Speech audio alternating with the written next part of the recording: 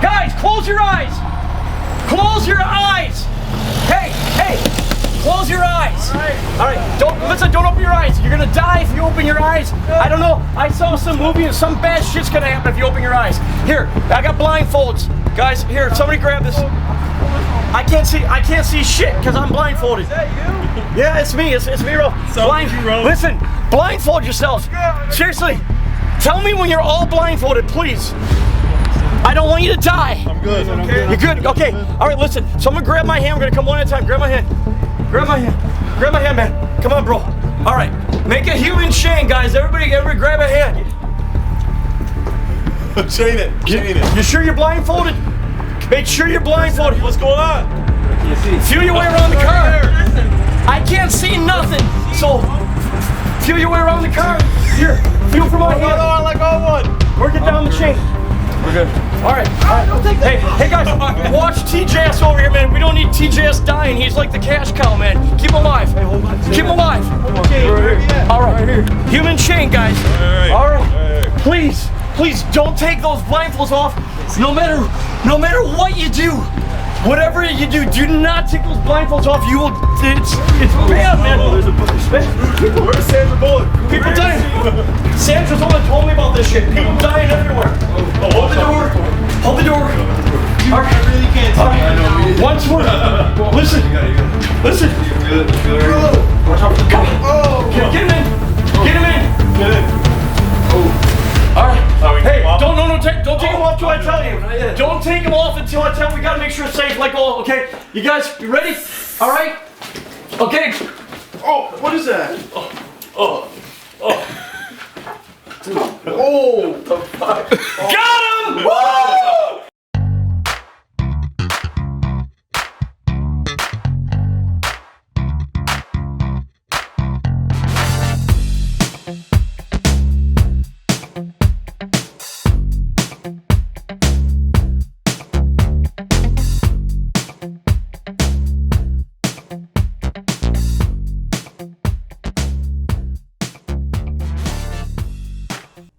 Hello and welcome to Get Real with Ralph. I'm your host, Ralph Nudi, and today I have a couple of great guests with me. I have from Most Performance, our regular resident performance, health, and wellness specialist, David Mariani. And I have with us a very special guest today, local Kenosha celebrity basketball player, YouTube extraordinaire, and just an all-around fun guy to hang around, Tristan Jass. Tristan, welcome to the program. What's up? Hey, what's up? My man Ralph, how you been? Good. You know, it's been a journey for you, hasn't it? Big journey. I'm excited about having you on here. I know that scheduling has made it difficult because you've been flying all over the place. Yeah. Collaborating with other people that were doing what you're doing now for longer, and it looks like in a lot of respects you've caught up to them in audience size and monetization, which is huge for you. Yeah. And so I want to talk about your status as an athlete. Mm-hmm. I want to talk about your status as a 19-year-old, because you come from a completely different generation, and your status as what the world has come to know as an influencer, and how that has changed your life, and how you plan on using that to change not only your life but other lives around you. Because I think that you're doing some very special things along, and what's impressed me about you on this journey is the self-awareness that you have. Yeah. Which is difficult. I think when life is changing that quick and you go from just a kid in high school in middle America playing basketball to 500,000 people watching your every move, I imagine that is exciting and thrilling at the same time, probably a big source of stress, wouldn't you say? Yeah, it's crazy. And it happened very fast. It did happen fast. Very fast. For those of you that didn't know, and we'll make sure we drop in that clip, Tristan was playing basketball in Kenosha, Wisconsin for Tremper High School, and he's been a great athlete as long as I've known him. He played at the age of 10 on a Pee Wee football team with my sons, and I was one of the volunteer dads that helped assistant coach that team, and I watched him hit kids. So I've never ever seen anybody hit on a football field at that age like you did. But you were like a blonde-headed missile. Yeah. And your dad coached right along Yeah. with us, and you would hit, and we'd go, oh, wow. Yeah. And I remember saying to your dad, this kid's got to wrestle. He's like, no, he likes basketball. I'm like, he's a white boy. He's not going to be able to play basketball. Yeah. And he proved everybody wrong. Yeah. That seems to be one of the common themes. You're good at proving people wrong. Oh yeah, you gotta prove people wrong. It is proving You people gotta. wrong is a cool thing. Yeah. And you got to high school, and you were on your way to doing great things already. And then you started videoing some of your moves, and you decided to pull the sham god on one of your teachers. Tell us what happened there. Yeah. So me and Mr. Gallo, shout out to Mr. Gallo, dude's a legend. Real cool teacher, real good person. We were playing 1v1 after school on a Friday, and I told my homie, I was like, yo, bro, you gotta film this, because I felt like I was gonna make him fall. Like, it was really weird, because I had like a feeling that it was gonna happen. I was gonna make him fall. I didn't know when or what or how, but I just had a feeling that I could get like a viral video from this. So you felt this, you visualized this happening beforehand. Dude, yeah, it was so weird. I visualized it. I like knew it was gonna happen, so I was like, yo, I need you to record this. So my guy recorded it. Boom, it happened. Instantly, I knew that video was gonna go viral. How bad did he hurt himself? He actually got back up. He did? Yeah, he got back up. We finished the game. I think that was like, we were going to 11, and that was like the 7th point or something. Did he score? So, I don't remember. I don't think so, but I could be wrong. Well, it seems like he's been a big fan of yours. Oh, super cool dude, super chill. You know what he said though? I went back to school Monday. I actually emailed him like Sunday. I was like, yo, like, Mr. Gallo, I'm sorry, but this video is everywhere. Like, cause I didn't know if he was gonna be mad about it, or cause, like, you know what I'm saying, he's the dude in the video, and he never emailed me back. So I was going to school the next day like, oh shoot, like, this dude's gonna be pissed off. So I went in a little early to school so I could go talk to him, and I went to his classroom and he wasn't there, and I was like, oh, he didn't even show up today. I was like, oh no. And then I walk out of his classroom, and he's down the hall walking out of the printer room. He's like, hey, Mr. Celebrity, or he said something like that. And so I went up to him. I was like, Mr. Gallo, I'm sorry, the video went crazy. And he was really cool about it. Like, I feel like a lot of other people would kind of be like pissed off, but he was like, you know what, if this video helps you get noticed to get a scholarship to college, I'm all for it. So he was really cool about it. That's awesome. Yeah, really cool dude. In the classroom, probably one of the best teachers I've ever had.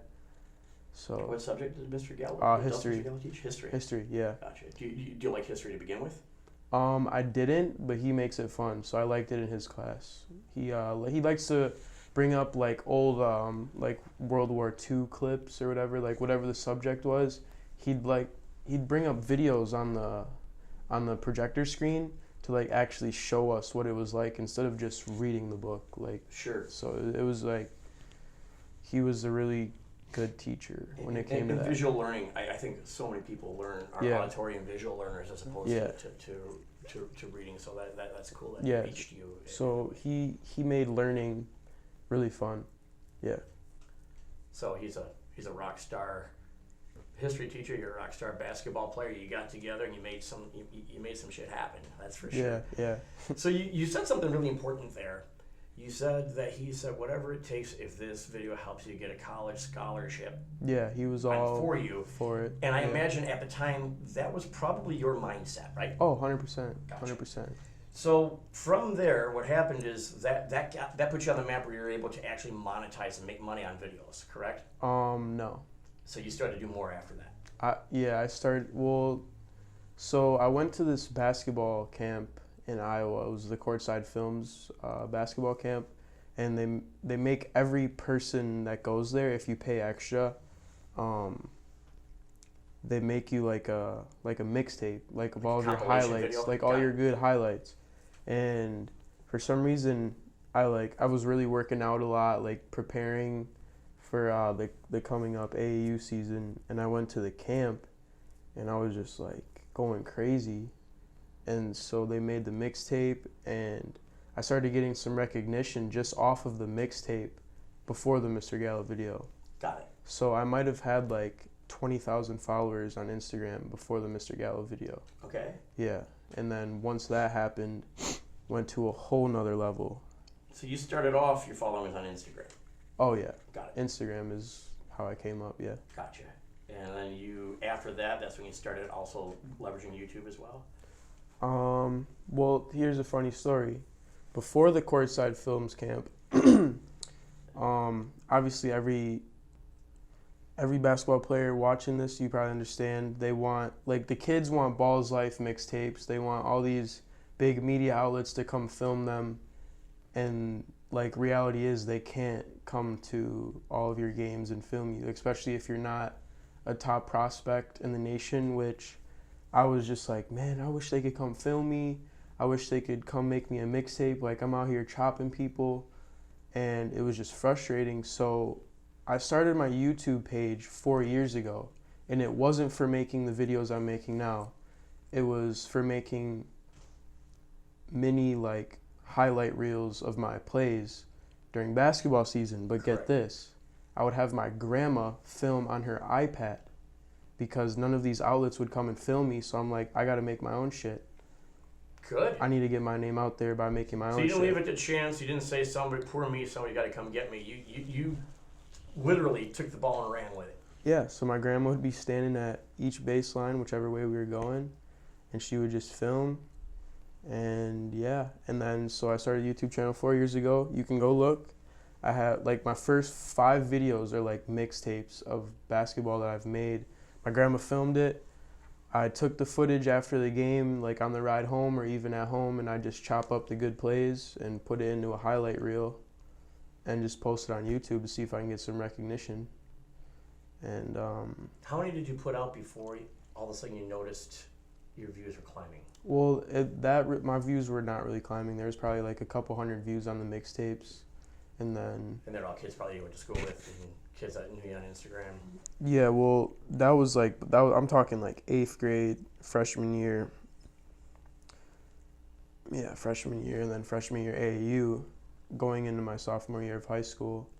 That was when I was doing those mixtapes. So I had no recognition then. Gotcha. I was trying to make a name for myself. As a basketball player, not as a YouTuber, but using YouTube to make that name for yourself. Exactly. So your heart was in this place of, you've got a heart for basketball. Yeah. First and foremost. Yeah. You wanted to be successful as a baller. Yeah. And you were using the fact that you could get your plays out there so scouts could see it. So Whoever could was, see it, you could share it. Yeah, so that's how the grind went. Had my grandma film. Did you ever think for a minute that you were gonna end up famous? I always had a feeling something would happen. You have like a feeling that something's gonna happen, but I didn't know what, how, or when, or what the heck was gonna happen. But I always had a feeling. It's almost like the law of attraction or manifestation, where you like speak it into existence. It was almost like that. Like all of this is like I knew this was gonna happen.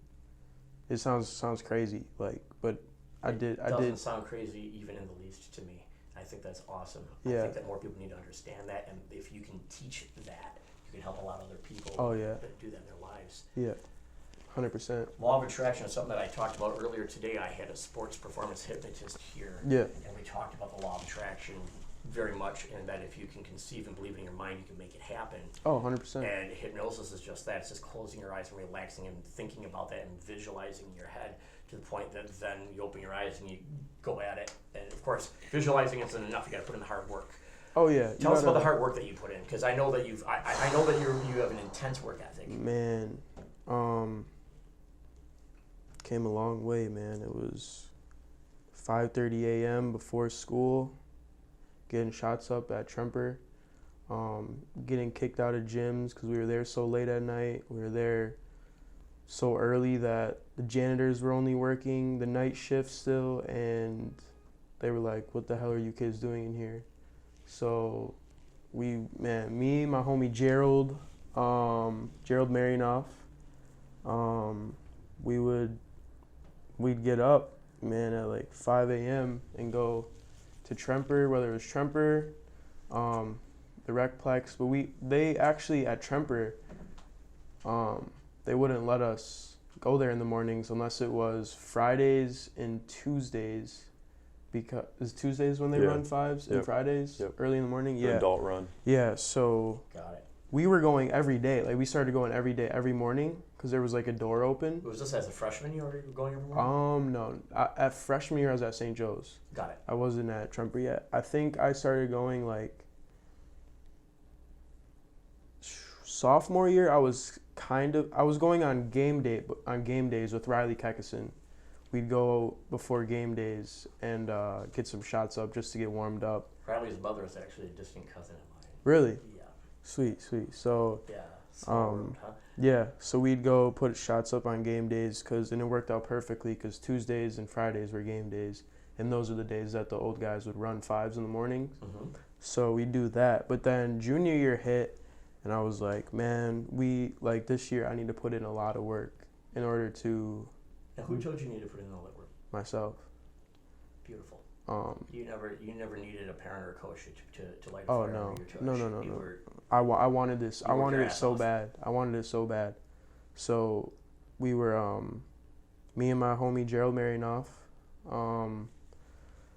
we'd go every day to Tremper every morning, 5:30 a.m.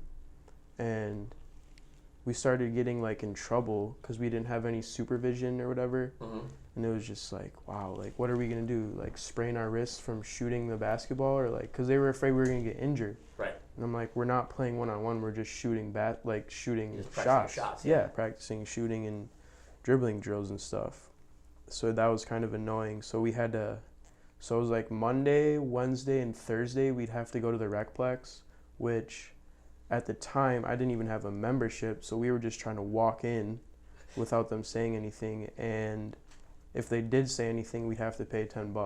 Right. So it was like Monday, Wednesday, and Thursday we were going to the Recplex. Tuesday and Friday we go to Tremper in the morning.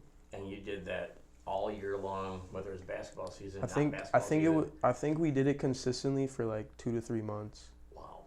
And it was like, at first it was hard because it's early in the morning, but then after a certain amount of time you start getting used to the schedule, and it's like, boom, we got to get up, we got to work out, we got to get this shit done. So That's inspiring because all you hear from people in my generation is kids today are lazy and they don't want to do anything, and all they do is look at their phones and all they do is play video games. And I know that that's not true.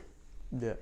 Because I've seen it. I've seen it in athletes that I know. I've seen it in my own children. I've seen it in you, and you're the biggest example of what happens if you do that. That I know personally, that I've watched. But Yeah. it's once you have that desire, it's there. Yeah. And you knew you had the desire, and it was there for you early on. It took you from that time, from the time you started doing that. When did you really notice the results in your play? Probably my junior year. So In high school. a year into being consistent and working Yeah. hard. Oh yeah. What was that? Because I played for an AAU team down in Libertyville called Kessel Heat that summer, and they put me on the B team, which I was like, all right, I got some decent guys on my team, you know. But it almost like it wasn't fair, because we'd scrimmage the A team, and I just chop everybody, and the coach on that team knew, but he was just telling me like, yo, sorry, we already have our point guard. But even though I was chopping everybody, it was just, so it really, Do you that, think that made you work harder? yeah, it made me work harder because I was going against good players on the A team, because I was on the B team. We were scrimmaging the A team every Did that piss practice. you off? A little bit, yeah. Good. Maybe Do you work think if hard. you wouldn't have got pissed off, that maybe you wouldn't? Do you think that made you work harder because you're angry? Or? Yeah, it definitely made me work harder. But the good thing about that, like, thank God he put me on the B team. It was because that AAU season taught me how to score the basketball. Sophomore year in high school, I averaged a shit ton of assists and like maybe 4 or 5 points. But I had scorers around me, so I was always passing the ball sophomore year. I mean, sophomore year being on varsity, I was a little nervous. I didn't know what to expect. Coming from St. Joe's, St. Joe's freshman year, I was on the freshman team. Jumping from freshman to varsity, it was a little different. And you go from freshman D3 to varsity D1 on top Yeah. of it all. So Yeah. that's, So yeah, so then sophomore. Wait, shit, what were Yeah, we how much did you average sophomore year? How much points Sophomore- did you average sophomore year? Sophomore year, I only averaged like 4 points. And like, I think at one point I led the state in assists with like 12 assists a game. wow. But I had scores around me. I had Bobby Right. Henley, I had Eric Brom, Riley Kekison. So I was like, these dudes are all seniors and juniors. Right.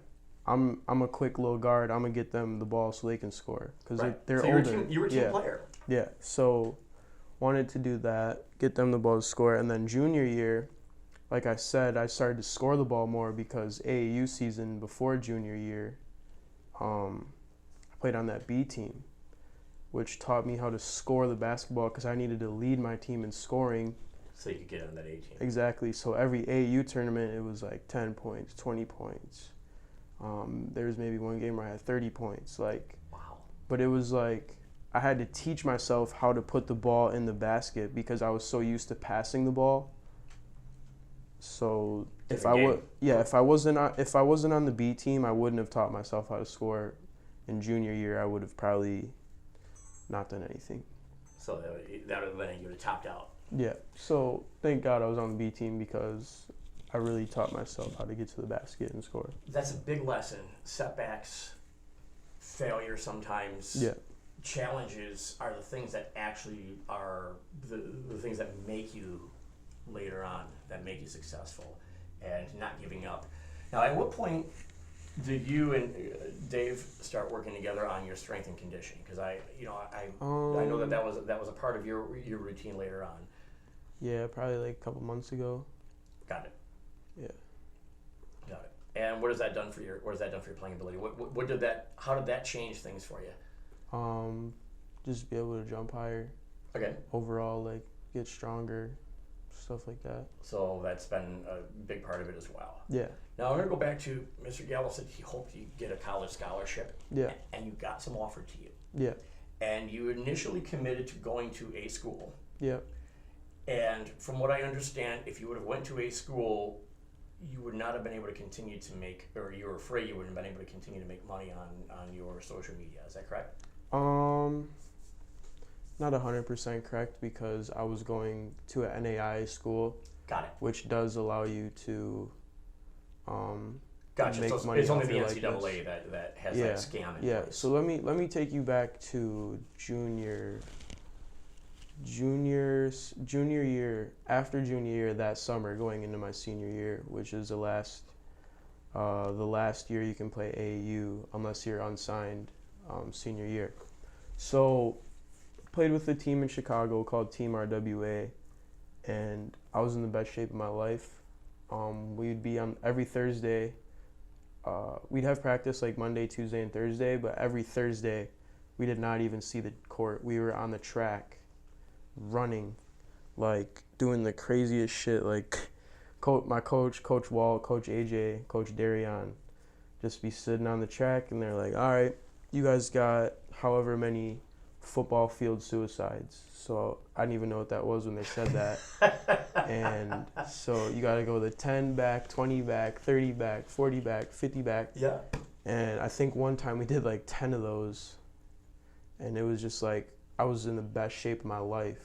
Like picking up, like playing Chicago basketball is a lot different than playing Kenosha basketball. How bad? You got, you know what I'm saying, people. Much bigger talent pool. I mean, I wouldn't say that. I mean, there's a lot of talent in Kenosha. But it's just people here don't, it's not like physical. Chicago was a whole nother level. Like, every time I go out for a layup, I'm getting hit, I'm getting cracked, like, and they don't call no fouls. So it's physical. You get used to playing physical like that, and then you come back to Kenosha and it's like, this is like easy. Yeah. So, but anyways, best shape of my life. We're picking up full court defense. People are in your face, just clapping, like talking shit on the court, and it's like a whole nother level. But yeah, I picked up, I think the first live period, I picked up an offer, my first Division I offer, NCAA, from Elkhorn State, which is an HBCU college, which was really cool. It was my first offer. We were on our ride back from the game to the hotel. Everyone was sleeping, and I was the only person awake, which was kind of cool. And Coach Walt was like, "Yo, Tristan, I got a phone call for you." Handed me the phone, and it was the coach, and he was like, "Man, I want you on my team. We're going to offer you a full ride. I want you to come down and visit, blah, blah, blah, all that." So that was a really cool moment because it felt like, wow, like all the work paid off.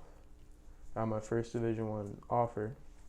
And then, so yeah, then, like I said, best shape of my life. I think the next tournament, that's when I picked up another offer from Southern Utah. Okay. Yeah. That's big. Yeah. So that was pretty cool. But then we are coming to July, which is the live period where, like the big live period where college coaches, every Division I coach can come out and watch people play, because there's certain like periods where they can come out and they can't come out. Right. There's like rules. So July is the big month, and right before July hit, everything just fell off. Like, was one day I woke up and I just was like feeling like complete like garbage, and I didn't know what was wrong with me, so I went to the doctor, and they did a little like test where they snap your little finger and then they get some blood. Boom, they said I had mono, and the doctor was like, no more basketball for like at least a month or two. And I'm like, what? Like, I'm getting ready to go play in front of hundreds of Division I college coaches that could potentially offer me. I'm in the best shape of my life. What do you mean I can't play? And he's like, you can't play. He's like, you have mono. Like, your spleen is enlarged. You cannot play. If you get hit in the spleen and it explodes inside you, you die. And I'm just like, no. Like, are you serious right now? Like, just hearing that from the doctor was like my heart just broke. Because I was so ready to, like, go in there and just kill everybody. Yeah. Like, I was, like I said, best shape of my life. Like, it was insane. So that happened. If that would have never happened, I probably would have been somewhere playing basketball right now in a college. Wouldn't even be sitting here with you right now. That's so interesting. If I would have never had mono, yeah. So that happened. So another setback that led to another big success. Exactly. So it was tough. Took it like a man, rested up, drank a lot of fluids, chilled at the crib, and I think 2 weeks go by and I go back to get I'm not sure if it was an ultrasound or, yeah, it was an ultrasound on my spleen, see if it was still enlarged, and it was still enlarged, and I was like, damn. So I wanted to play in the Vegas tournament, which is the last weekend of July, which is the big tournament where every college coach in the nation is in Vegas that weekend. I guarantee it, 100%. Wow. So yeah, I went back 2 days before the Vegas tournament to the doctor, and he cleared me 2 days before Vegas. So I was like, and you hadn't been on the court, you hadn't worked out at this point in how long? 3 or 4 weeks. I think I got mono right before July, so haven't been on the court in like a month.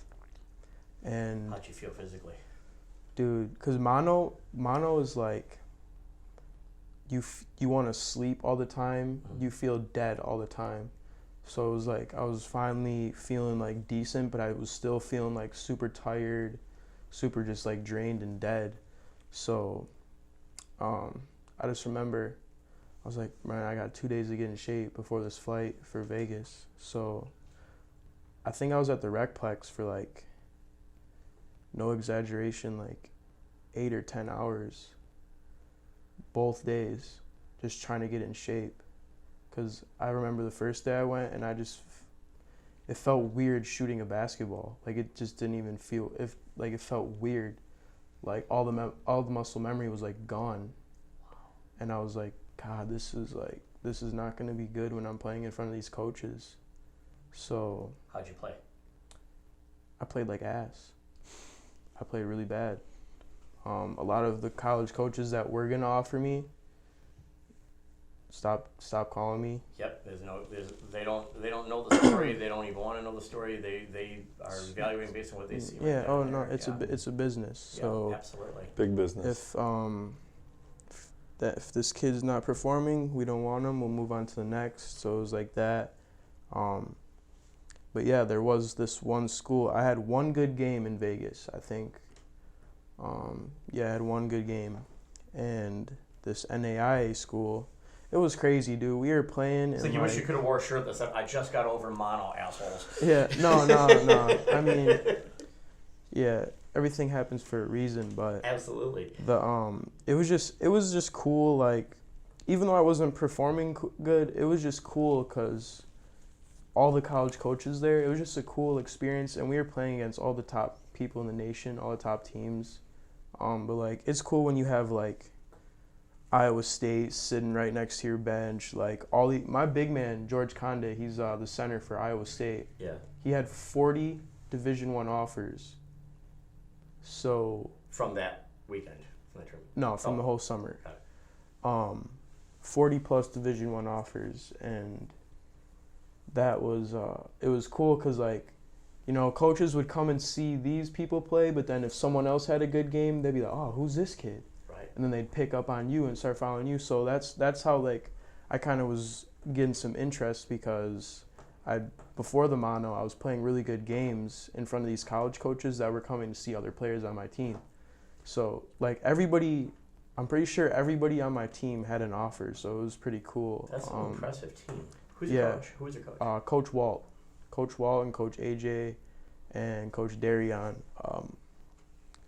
They really they knew how to get us prepared for playing at the next level. Gotcha.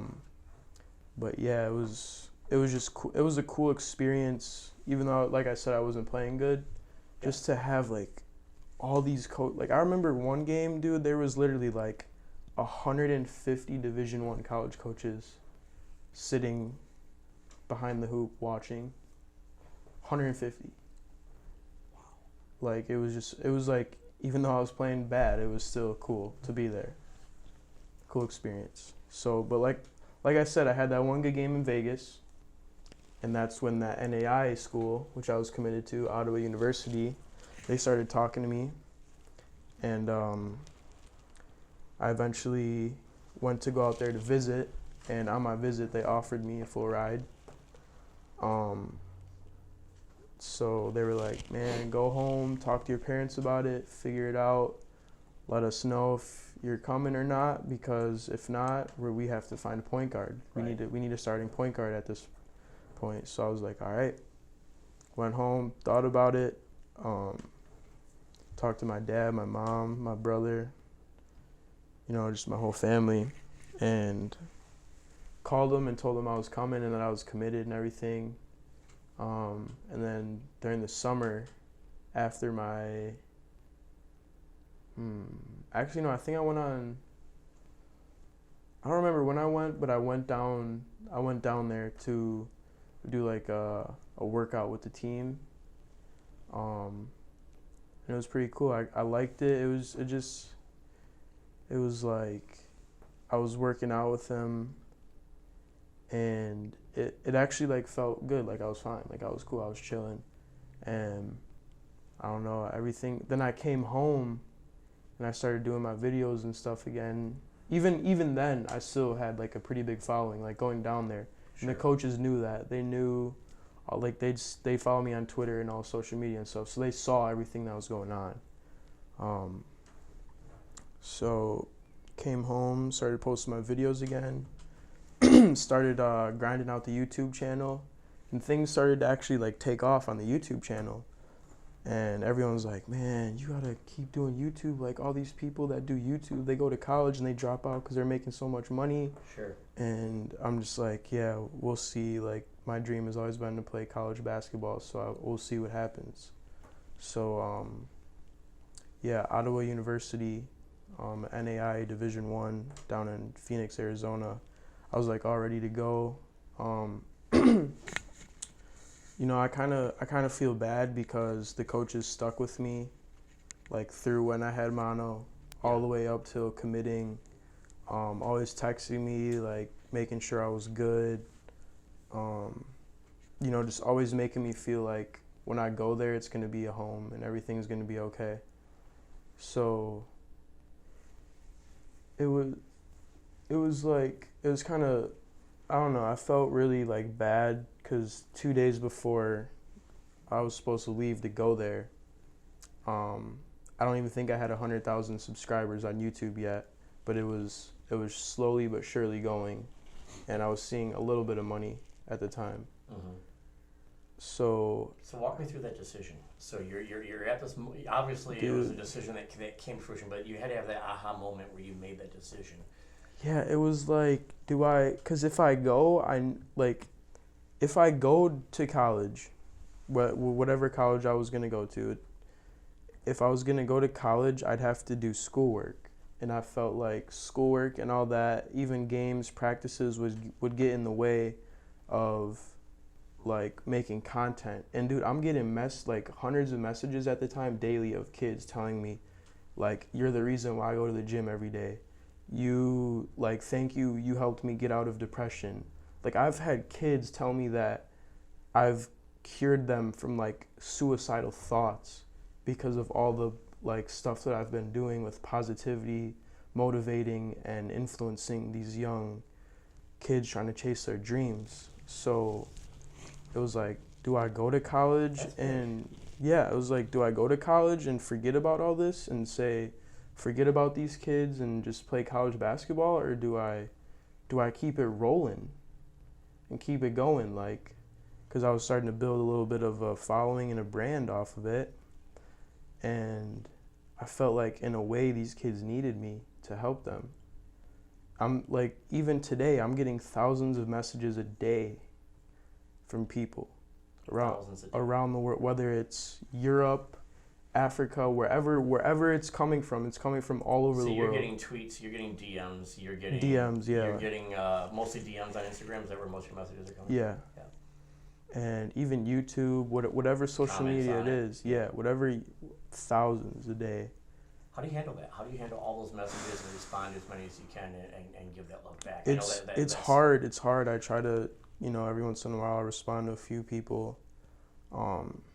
It's hard though. It's really hard because I'm so focused on doing other stuff that I can't always respond to everybody, and it's hard for them to understand. Like, they'll be like, oh, this kid thinks he's too cool to respond to his fans. You don't have time to respond it's to like, people you know in real life sometimes, yeah, let alone all the people that you've never met.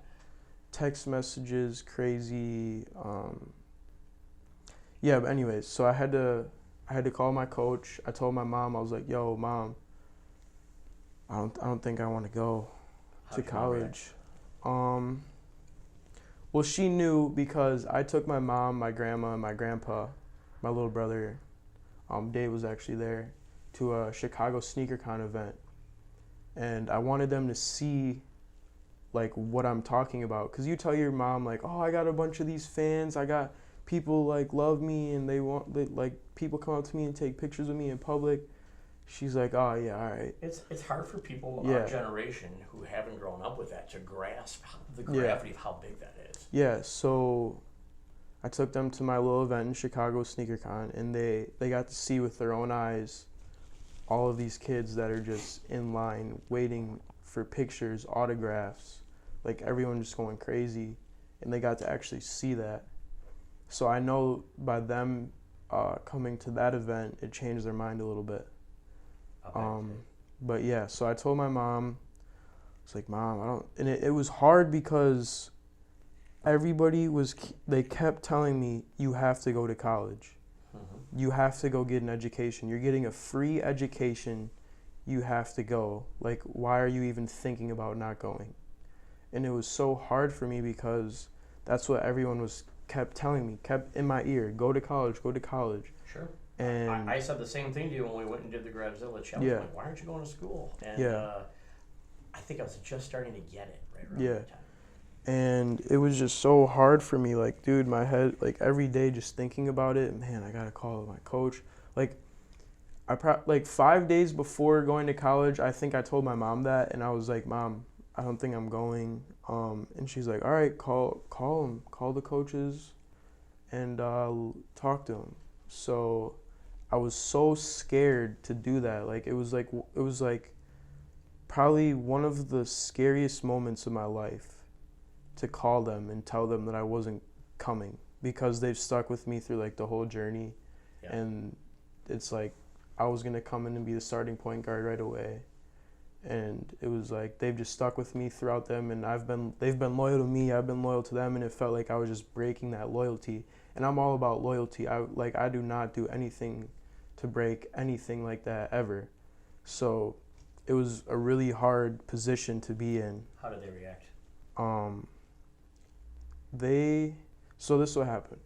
I kept stalling. Like, I'd tell my mom that I'd call them, and then I wouldn't, and then it'd be the next day. So there's 4 days before I leave, then there was 3 days before I leave, and then this 2 days before I left, I was like, all right, Mom, I'm about to call him right now. I just got to do it. And I was like, Mom, can you just come, like, sit next to me while I call them so you could be by me, Mom? Because it was a very, like, weird, scary situation. So I actually called on the third night, my bad. Called on the third night, and I told the assistant coach, I was like, Coach, I didn't tell him that I wasn't coming, but I was like, yo, I think I said, like, I'm thinking about, I don't know if I'm coming anymore. I'm like, I really think I can make something off of this, like, social media stuff and do something. And I was just like, I'm not sure if I come to college that, like, I'm not sure if it would work if I went to college and I try to do both, even with, like, practices and games coming up and all that stuff. And I was like, I'm gonna give you a call tomorrow, with my final decision. And then called them tomorrow. So the night between you saying that and the next day, did you have another conversation with yourself and think it through, or had you already made up your mind and you were just delaying the inevitable pain of telling them? It was just, I didn't want to tell any. I only told my mom and my dad. I knew they were a little bit disappointed because I wasn't going, but I really. That's every parent's dream. But I really didn't want my grandparents to find out, because they have been saving this college fund for me my whole life. You know, my grandpa and grandma are always. My grandpa and grandma Strecky and my grandma Jass, and even my grandpa Jass that passed away a couple years ago, like, they've always preached education. You got to get the education in order to get a job in life. And at first I was obviously going to college and everything, but then, like I said, it just changed. But so yeah, that the time from the night that I called and then the next night, I was thinking about it for the next 24 hours. I was just thinking about it the whole time. And boom, called them, called the assistant coach again, and he's like, hey, Tristan, hold on, I'm gonna have Coach Keeley hop on three-way call, which was the head coach. And I was like, all right. So just had to man up and let him know. So I told him, yo, I'm not coming. And I knew they were mad because they thought, yo, it was 2 days before I was supposed to go there. You were their point guard. And I was their point guard. So they were a little frustrated with my decision, but I think they understand now. I think everybody understands now. Or people, not everybody understands, but I'm sure a lot of people understand why I didn't go to college now, because they see all of the stuff that I'm doing. I have sat and I have read your comments, that other people have put out there. Yeah. I'm a big fan of yours as a human being, first and foremost. I can see where you struggle with this decision. Would you say, and there's haters for everybody. Yeah, of course.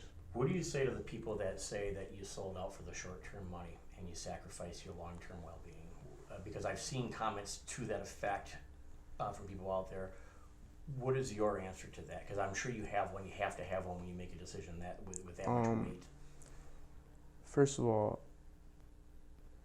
you know what I'm saying, I got a work ethic like no other. So, you know, I'm getting the money right now for short term, Yeah. as people would say. If YouTube goes away tomorrow, I've built up all my other social medias to have followings. Mm-hmm. Instagram will probably start paying soon through IGTV. I don't know if you know that. Yep. Facebook's gonna start paying. But throughout my journey so far, I've made a lot of connections in this industry, whether it's Nike, Jordan, Under Armour, Adidas, whatever companies, whatever, you know what I'm saying? So Is your future, is Tristan Jass's future one of an athlete who influences people through social media, or is it as a social media influencer who happens to play basketball? both. We're just gonna keep rolling and see how it's going. But like you said, like I wanna influence these kids. I wanna let them know it's okay to be, you know what I'm saying, post your talents, because people are afraid to post their talents. Some people can sing, but they don't post. Like, social media is the thing right now. It is. Get your name out there by posting videos of what you're doing. And people are afraid to do that because of other people's opinions around them. Mm-hmm. You can't. You learn to block out the noise. Oh, 100%. Once you block out the opinions, you can do whatever the hell you want. Like, because You have to have an IDGAF attitude every day when you get up. dude, people are gonna have opinions on you whether you're doing good or bad. Yeah. So, what's the point? Like, you know what I'm saying? Like, just go get that shit. More Stop being- opinions if you're doing good, really, when it comes down to it. Oh, of course, I'm a big follower of Gary Vaynerchuk, and I watch a lot of his content and I read his book. And Yeah, I was just talking to him. He wants to meet up in New York City. His office is in New York. Yep, at So, VaynerMedia, and he we'll talks figure it about out. how once you start to get some haters, embrace that, because that means you got big enough to have some, and Yeah, that's fuel, exactly. and that pushes you forward. And I found that to be interesting. What are your future basketball plans? Because I imagine that there's that part, that heart inside you. You started off as you want to play basketball. What does your future hold for basketball? Because you must have a vision for yourself. You Yeah, can't run I'm not really sure. I just want to keep entertaining the people. You know, I got the crazy layup package, Yep. so it was cool to be in NBA Live 19, the video game. That was another opportunity that came up for me. But That was yeah. a fun experience, huh? Wearing the suit and Yeah. having all the wires attached. Yeah, real cool. But what I want to do is, I've built a platform now. I want to use the platform for the good, and I want to keep giving back to the community. I want to keep doing things for kids. I want to keep these kids motivated so they can chase their dreams. Because obviously I had the dream of going to college and playing basketball, but other opportunities came up for me. Sure. And I want to take these opportunities and I want to help millions of people. You know what I'm saying? We're on the same page, my friend. Like, millions of people. Because, I mean, people have the platform I have, but these kids are like, it's almost like it's crazy how many messages from little kids that I get telling me they're depressed and like, what can I do? And it's like, damn, like, kids are depressed, like 12-year-old, like 13, like, what is going on in this world? So I just want to cure all that and just keep putting out positive messages and just keep helping these kids get through these obstacles so they can chase their dreams. I saw you did with Ryan Schutzen, Yes. the boy who had the open heart surgery. Yeah, a couple surgeries. It just so happens that his mom actually worked for me in my family business when we were in our 20s, so that came as a big shock. And I saw you bring it up to Milwaukee and doing all the tricks, and it warmed my heart to see that because it's not the first time that I've seen you do that, where you're putting yourself out there and helping people. Yeah.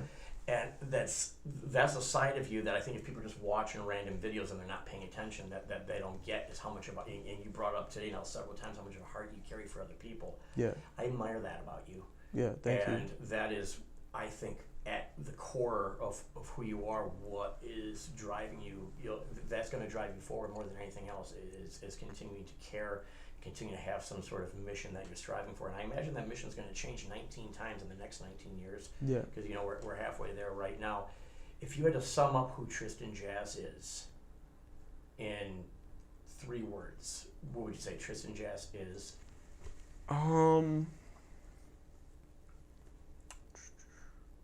Motivator, for sure.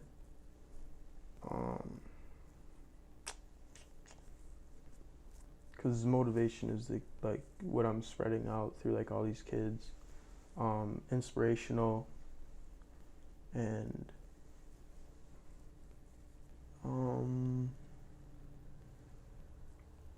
I'm just gonna go with 2, motivational and inspirational. Awesome. Yeah, I want to change the world, man. Whether it's basketball, whether these kids want to be a doctor, teacher, whatever they want to be, they can be it if you put your mind to it. That's good stuff. What are your 2 words you use to describe Tristan Jass after training him? Wow. To sum it up into 2 words doesn't give it justice, but No, but you only got 2. Oh. You got to pick 'em. Only got 2. yeah, insane work ethic, which is 3 words, but That's okay. one phrase. We'll take that as a phrase. Yeah, insane work ethic. Loyalty is. I mean, he talked about it a little bit, but you know, I've worked with a lot of athletes, and some of them have had the good trait of being loyal, but the loyalty that he has to not only the people that are close to him, but the people that are reaching out to him it's unprecedented. You see it, especially when people start getting that fame. They start to push away people. Tristan hasn't done that. Awesome. He hasn't done that. Yeah. So I don't let the fame like get to me at all. Just keep it rolling, man. I'm the same person that I was 2 years ago. Sure. Just got a name now, so. You had a name then. To me, the name is the same because you're the same Tristan Jass that was 10 years old that was hitting kids so hard their grandma was feeling it. Yeah, I got the hardest hit award. You did get the hardest hit award from John Lynn. Shout out to John Lynn out there. John Lynn, my man. I just seen him last night, actually. My man. Awesome. Well, you went out to the house in California. The what house? The 2 Hype House. The 2 Hype House. Yeah. Let's talk about the 2 Hype House. What was that like? So that was it was crazy because, like I said before, how like I manifested all this stuff happening. I've always watched the 2 Hype videos, and I've always like, man, I'm gonna eventually be out at their house and make videos with them. I don't know if it's in a month, 2 months, it could be in a year. Whenever it's gonna happen, it's gonna happen. I'm gonna eventually be out there. So just being out there making videos, it was just crazy. Cause like these are all basketball YouTubers, kind of doing the same stuff as me a little bit. What did you learn from them? I learned a lot of stuff about YouTube specifically, like different ways, like it's all about the thumbnail and title of the video to grab, people's attentions, and just a lot of stuff about YouTube. It's its own animal, isn't it? It's crazy. YouTube's crazy. But yeah, I learned a lot. It was just cool to be out there with them. Real cool. How was the competition basketball-wise? I haven't played Christopher London yet. He's 6'10". He just had shoulder surgery. But I did play Jesser, which is like one of the top guys in the group. Got it. Yeah, he started off the game pretty hot. We played 1v1 for his YouTube channel. He started off like 6-0. He hit like 3 threes in a row. He banked one in. And then Little prayer. Yeah, and then I came back and won. Played Zach TTG, he's a 2K gamer. Mm-hmm. But he also plays basketball, real cool. All these dudes are cool, like they're all just cool dudes. So played him 1v1. It was a good game because he's a little bigger than me, so he could body me in the post. But yeah, I won that game too. And then played Mopey. Mopey is a Fortnite gamer. I don't know if you know what Fortnite is. Yes, of course I do. I'm not that old. No, he's like one of the top Fortnite gamers. So we did a little game where he would play a game of Fortnite, and however many kills he gets, that's how many points he starts off with the 1v1. So he got 7 kills, I believe, and we started off the game 7-0. He won, and I played him in flip-flops, and then I came back and won, I think, like 11-8. In flip-flops? Yeah. But he's a gamer. He doesn't really play basketball. I understand, but yeah, just to like mix up I Fortnite. couldn't walk on a basketball court in flip-flops. Yeah. So that was pretty cool. What is if you could collaborate with anybody out there, famous basketball player or non-basketball player right now, you could pick somebody to go do something with, somebody you've never met before, and they don't even, maybe they know you exist, maybe you don't. Who would it be? Dude, it's weird because like I've met a lot of people that I would probably do it with. I mean, I would collab with Drake 100%, but I've already met him. Sure. But if someone that I haven't met, Let's say it wasn't even a 1v1 game. I mean, is there like, if you could pick someone where they're even bigger right now, Probably maybe like- Chase, like would you go to Dude Perfect and say, let's oh, do something 100, cool? I mean, dude, 100%. I was talking to one of the Brody Smith, the dude that does the frisbee. yeah. Yeah, I was talking to him. He actually lives in Dallas. We're going to Dallas tomorrow, and we got a couple free days, so we're gonna have to link with him. Thanks for bringing that up. No problem. Yeah, Dude Perfect, definitely. LeBron, Kobe, dude. So you're gonna have a cookout tomorrow, and you're gonna pick 5 past or current NBA players to come to your cookout. You can only pick 5. 5. Yep. In fact, you're gonna build your fantasy dream team, but not to play now. Yeah, but yeah. Just to talk to. Just to talk to and hang out and yeah. John Stockton, Pistol Pete, Maravich.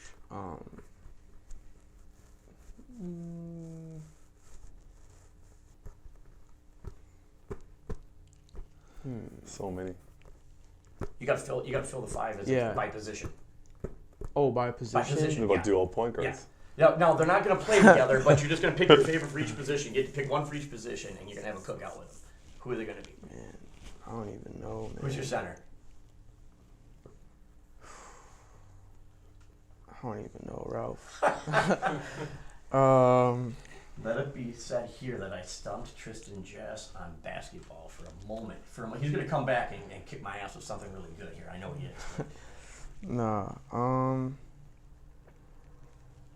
don't even know because I just like John Stockton, Pistol Pete, Kobe Bryant, Steve Nash, and I'm saying white chocolate. Of course. Yeah. Jason Williams. So, I mean, those are like pretty much point guards, but Mine would have to just be Kukoc, Longley, Rodman, Jordan, Pippen.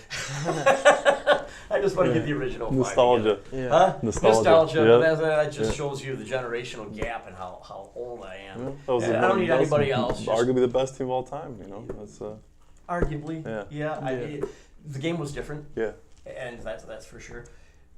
Other sports. Other sports. Yeah, if you were gonna go play another sport right now, and which one do you think you'd be most competitive at besides basketball?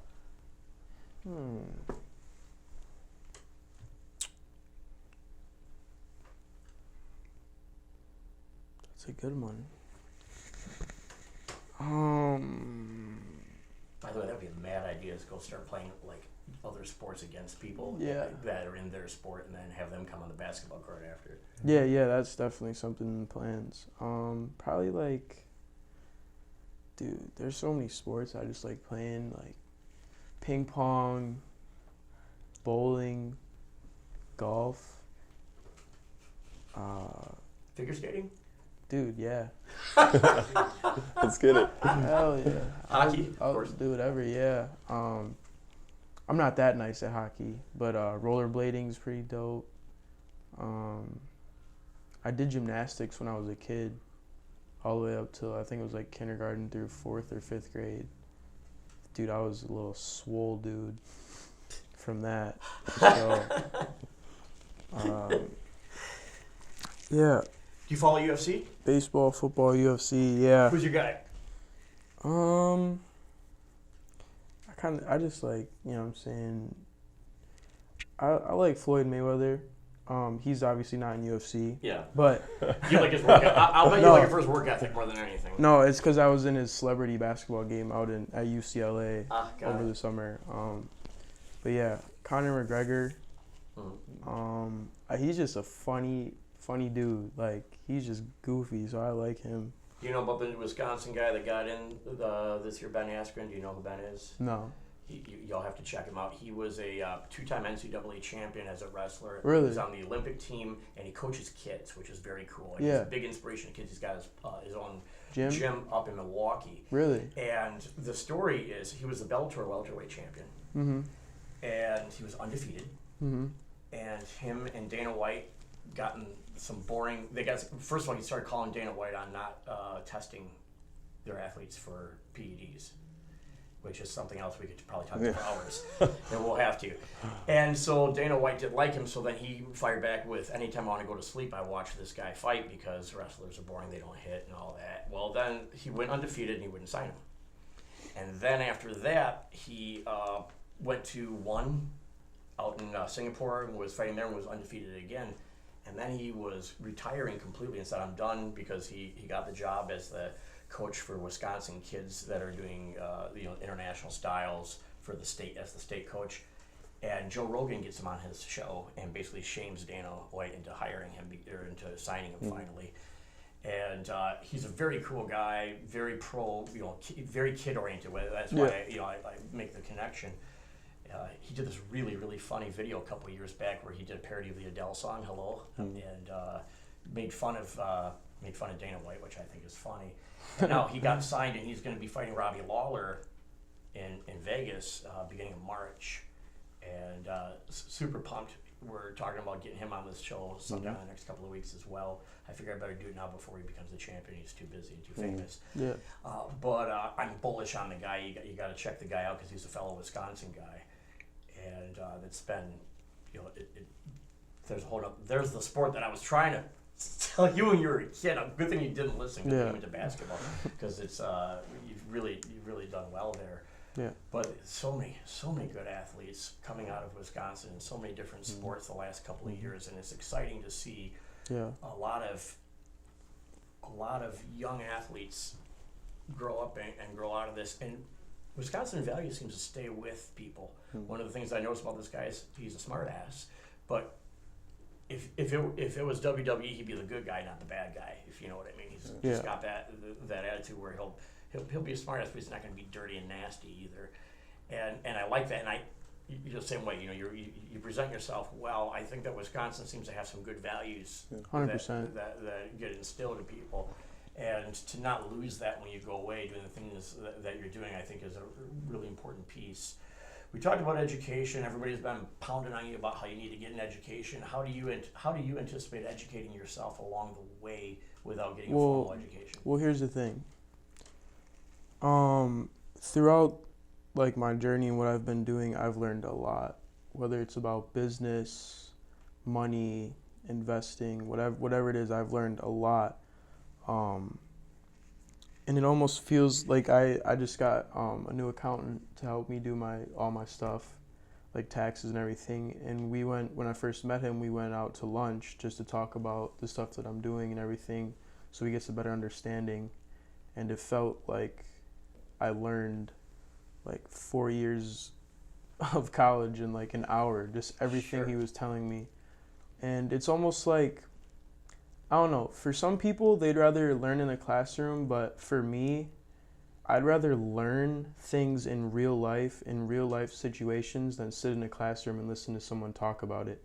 So like whether it's like now we're talking about stuff, whether it's I'm out in LA and I meet a business owner and we go out to lunch and he tells me about all the business stuff, whatever it is, I've just been learning so much. And it's like,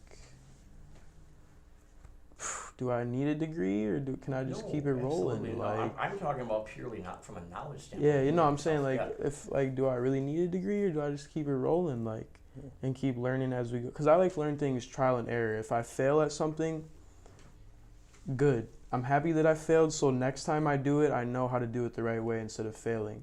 So that's how I just keep doing it by that. And that's, like I said, I'd rather learn it in real life than sit in a classroom and hear someone talk about it. What is the biggest failing, the biggest learning experience that you draw from at this point in your life?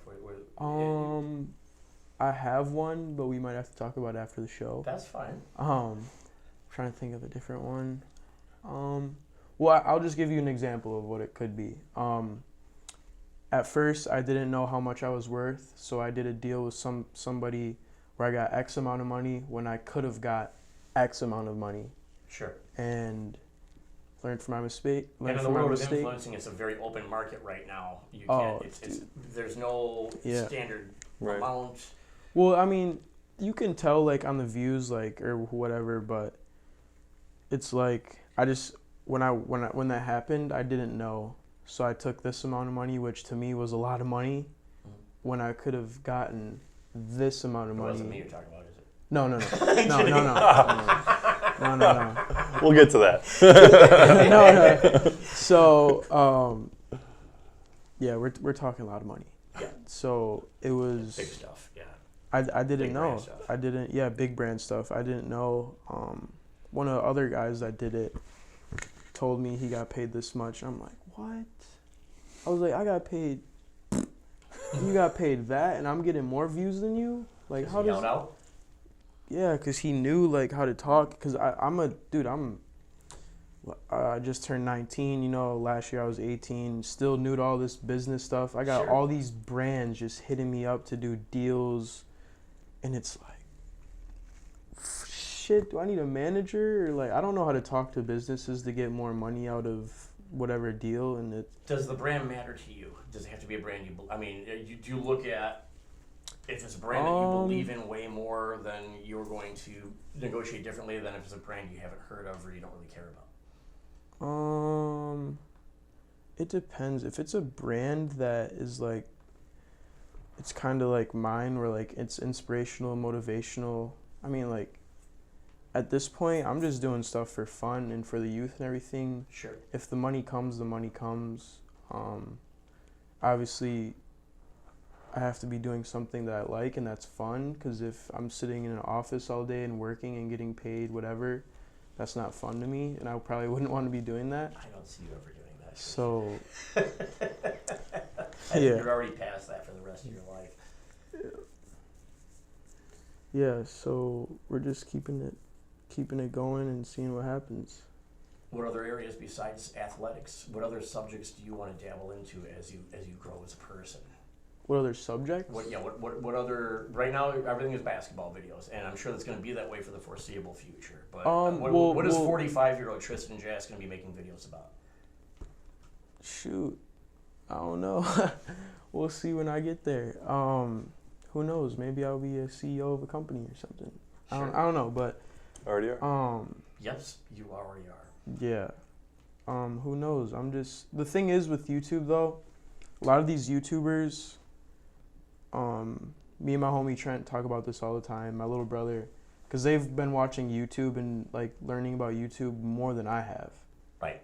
And they know more about it than I even know. I've been studying the shit out of it because I'm not wildly, insanely talented or anything, so I better be good at how to use it and teach other people. Yeah, and it's like I'm the YouTuber, and you guys know more stuff about it than I do. So, but yeah, we've been doing some research. You think about movies. The producer is probably going to know a hell of a lot more about movie making than the leading actor. Yeah. But the leading actor is the content. He is the show. He can't do it without them. They can't do it without the talent. Yeah. You're the talent. Yeah. And now you have to learn how to, everything else around being the talent, how to be the businessman, how to be the producer. And some actors end up becoming directors. Some of them stay actors their whole life. So it's leveraging that talent that you have as long as you can and as hard as you can, and surrounding yourself constantly with people that are smarter than you in different areas so that you can learn from them. I think that's probably one of the most important things that all of us can do, is always seek out people that are ahead of us in what we're doing, and doing something, one discipline of what we're doing, and the aspect that we want. And that's more important than a college degree. you know, even arguably more important than a high school degree is, you know, who you're surrounding yourself with, who you're Oh, yeah. getting your You- information dude. from. You are who you hang out with. Mhm. It's simple as that. If you're hanging out with a bunch of bums, chances are you're a bum. Yep. If you hang out with 5 millionaires, chances are you'll be the 6th millionaire. Yep. And that's how I go by. I just surround myself with good people that want to get it as much as I do. And especially when I'm out in LA or wherever I'm at, I'm always surrounded by big business people, you know, people that are doing the same thing as me but much bigger than me that I can learn from and just keep it rolling. But back to what we were talking about, the YouTube thing, what am I gonna do?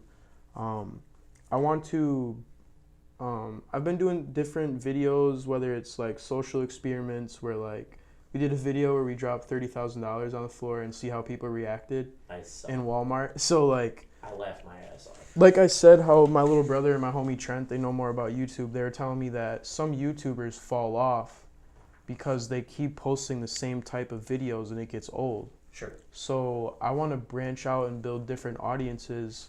Obviously, my sport is basketball, Right. but I've built a thing now where we've been doing obstacle course videos. We did a Nerf gun video where we shot targets, ping pong videos. We can literally do like whatever videos. So I just want to branch out and build different audiences. Maybe I'll do a soccer video, a football video, a tennis video, whatever it is. Sure. We're just gonna keep it rolling and see what happens. So do you find yourself seeking out younger, talented kids in other sports and bringing them in? I mean, you've talked a lot Yeah. about motivating. Is Yeah. that something you see yourself doing when you transition to a mentor role? Is helping other kids do the same thing or achieve the same thing? Yeah. So whether it's me, every person that comes up to me and takes a picture, I always tell them like, keep working hard. Whatever you put your mind to, you can do, and don't listen to what other people are saying that you can't do. So like, I just try to motivate people every day, and just keep inspiring.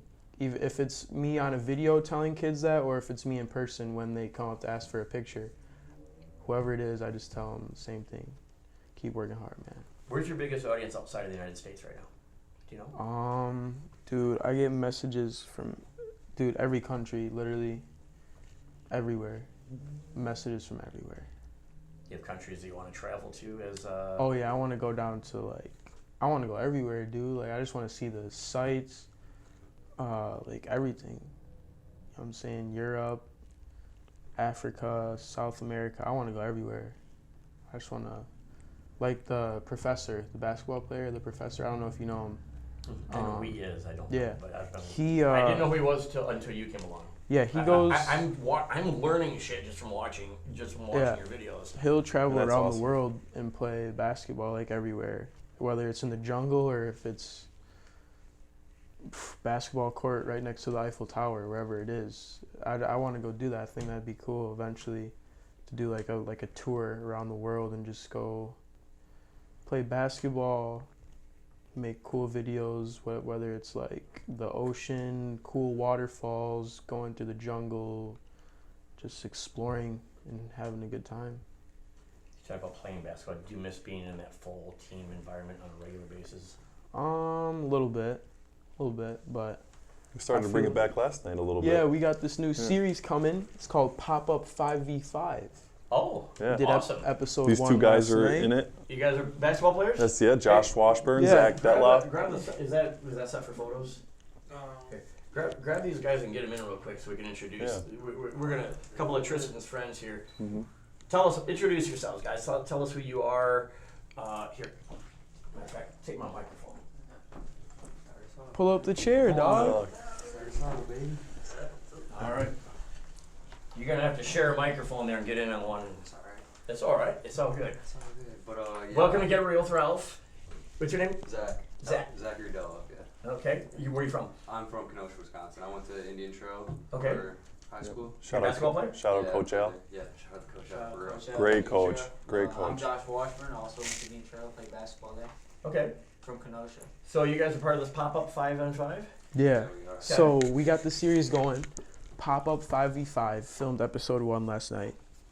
And what we're going to do is, we're gonna pull up to random basketball courts and just play 5v5 against people, and it's called pop-up 5v5. I like it. And we're just gonna have fun. I like it. Playgrounds all over. Coming to a playground near you, huh? Man, we might. You never know. We might be in Europe next year, on random courts hooping. Who knows? That's great. What's your position? Whatever, man.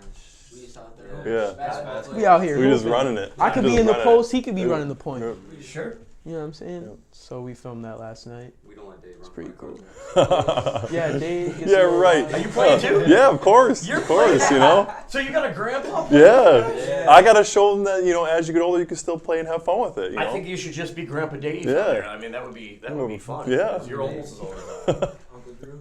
Uncle Drew. Uncle Drew. Yes. Yes. That's good stuff, man. That's good What? stuff. So, how long have you guys been? Is this your first role at doing videos? Yeah, this will be my first YouTube video. I participated in the half-court challenge you did. When Okay. you gave away Yeah. $1,000. Yeah. I was second place. I got 300. So that was pretty awesome. Yeah.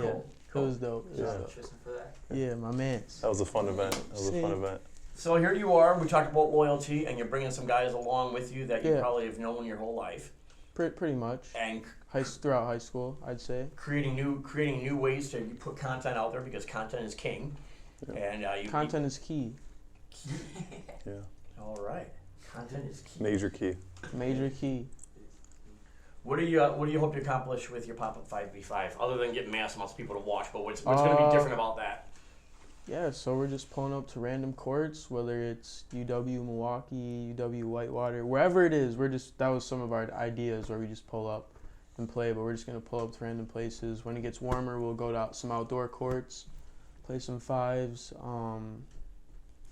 Yeah, the goal is just to have fun with the bros and make a couple memories with videos. Who knows? Maybe you can get some celebrity retired NBA players and get them to come play. Chop them. 100%. Chop them Yeah, up. we might pull up to the I would Bulls give the practice or something. The Bucks practice and run a 5v5. Who knows? That's good But stuff. yeah, that's Yeah, you don't have to go to the NCAA, you know, to enjoy playing basketball. You don't have to go pro. You know, there's a lot of different avenues Well, sure. that you can do and Yeah. and open runs. Oh, you know, I these can also be bigger want to now. say something for all the kids out there.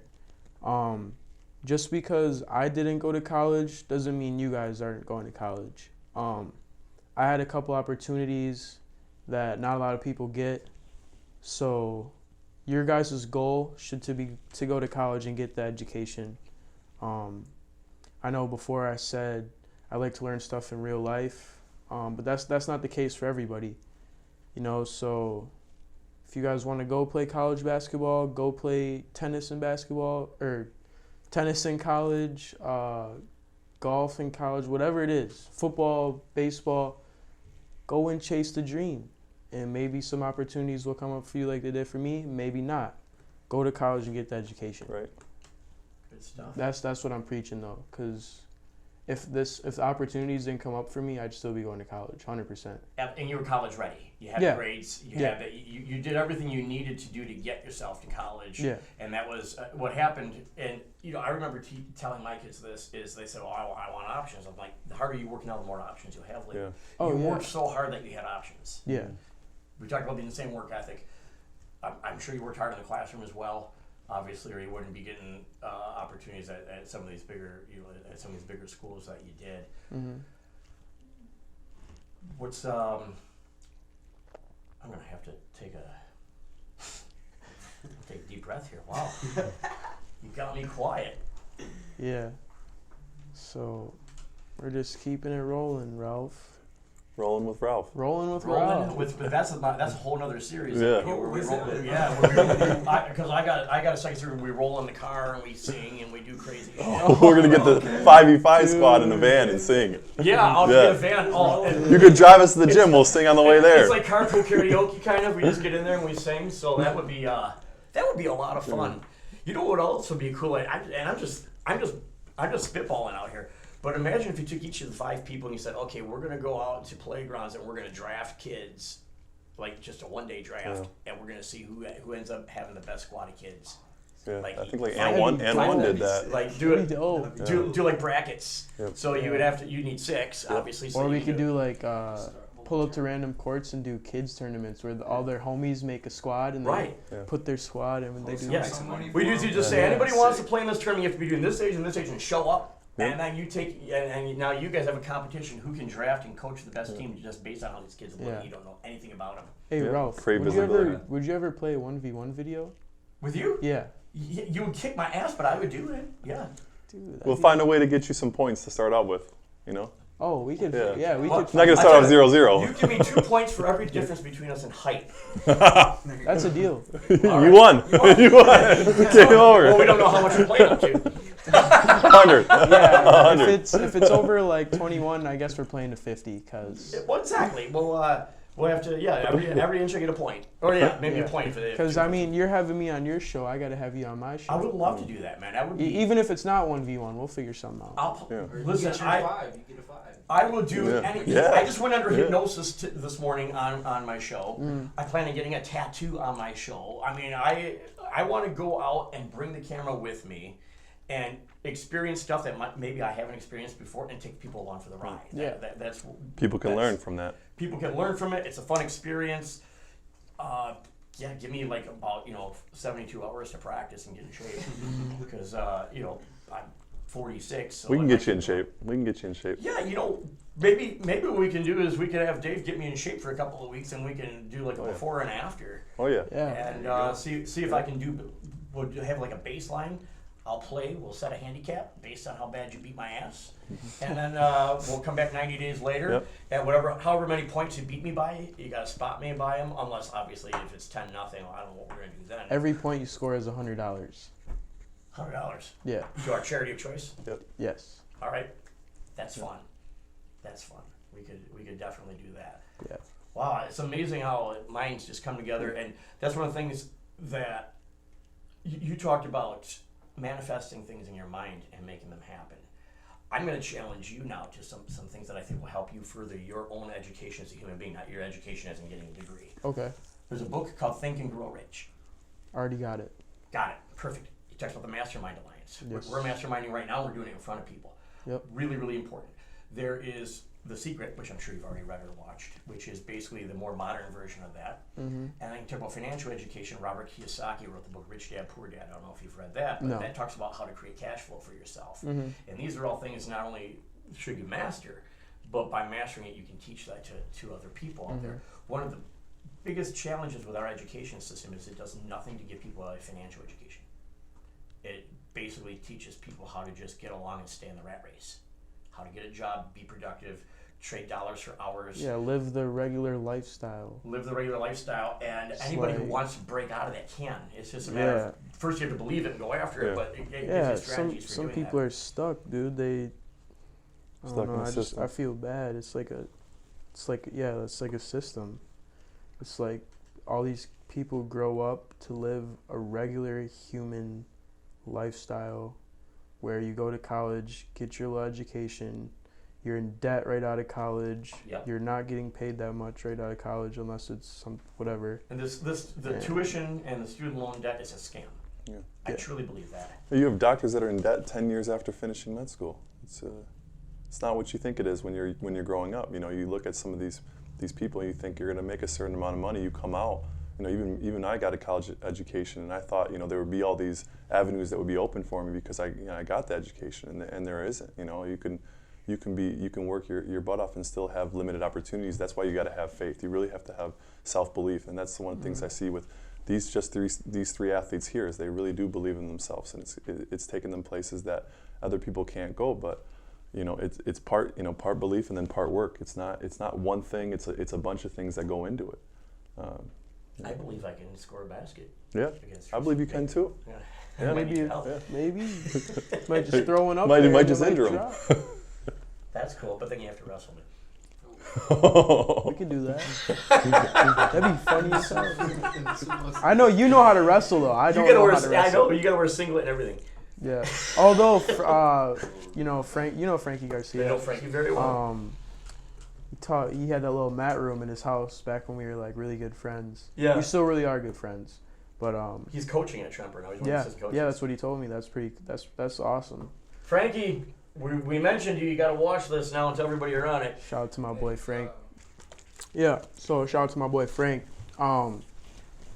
So my man taught me the double leg and the single leg back in the day. So that's all I got in the bag for wrestling. But yeah, so you'll probably kick my ass. I don't know. You probably outweigh. What do you weigh? 165. Yeah, you got 25 pounds on me. I I mean, don't, Make I don't him know cut the down. moves though. You know all the moves. yeah, I know it'll be a challenge. Technique. I'll try. Yeah, Technique is over everything. strength. Well, if we really do something, we'll bring you in the Parkside wrestling room with the Parkside boys. Or we bring out the boxing gloves. No, I'm playing. Box your ears in. I don't know about that. No, I'm playing. Well, we're bringing the Parkside wrestling Yeah. with the Parkside team. That would be cool. It would get the team some notoriety, but it would be fun for you too. There's They've 4 or had 5 kids in there. They've had a little notoriety in the last 2 years. Yeah, well, they've been one of the premier D2 teams in the country lately. Yeah. And there's a guy that just graduated last year who is helping coach now, Nick Becker. He's been an NCAA champion several times. His brother Craig, who is also a coach there, is a 2-time NCAA champion. They really have put together a killer program that's gained national attention. I think it's the number 2 ranked Division II program in the country right now. That's Still, dope. like, suspended or? No, that was just for one season, and they were only suspended from the team Tournament. the team NCAA tournament, Yeah. which really sucked it was because of something that happened with a wrestler, but because it's an individual tournament, the individual wrestlers got to go to the NCAA tournament, and the basketball players didn't because it was a team sport. Yep. So it was kind of, and then the lady who screwed up is also one that reported them, and then she resigned. Yep. I So know she- they've had some issues. They had some issues with Grant Johnson when he transferred. He was supposed to be good to go, and they found out after a whole year playing Winona that the coach didn't sign off on the papers. And these are situations that the NCAA needs to handle better. You know, you can't have these young athletes, you know, at the fingertips of adults making mistakes. It's not right. You know, It's not right to punish those students not. the following year. They're kids. I mean, you know, they expect 18-year-olds to be making grown decisions, but they're in a system where they're following the lead of these adults, and it comes down to what these adults are doing. And you know, it can be used for positive, but a lot of times, you know, we can see, you know, we see the negative, and it's just not right. You know, these things need to be handled better. And Negativity. yeah. Let's talk about the negativity going on. The NCAA is a gangster organization, Yeah. as far as I'm concerned. I don't mean that in a good way, like Right. this gangster with an A. You know, they're a bunch of criminals. Right. The things that they do. And I'm sure there's good people in the NCAA. There's good people in the front office and whatnot, but you know, The institution itself sucks. yeah, it's a hard How are thing you to going get to tell behind. me that as an athlete, I can't make money on doing YouTube videos Right. that have nothing to do with me playing for your Right. team because I was already making Well, money? Ralph, check it out. If I go NCAA and I'm the #1 prospect in the nation, they take my last name and put it on a jersey Right. and And they make sell it. a bunch of money, and you get nothing. Right. That's What is modern that? slavery. And then you show up at a event and they find out and you get suspended. Yeah.